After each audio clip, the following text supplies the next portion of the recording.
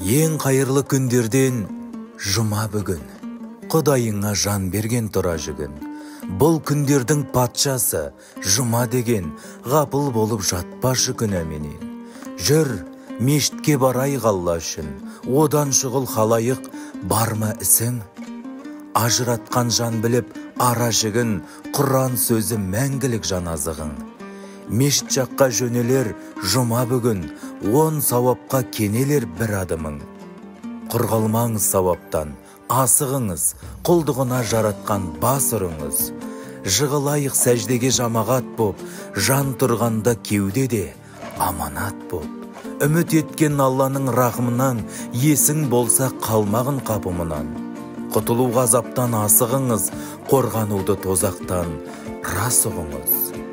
Қу нәпсіні езіңіз, жазалайық, дұға жасап өзіміз тазарайық.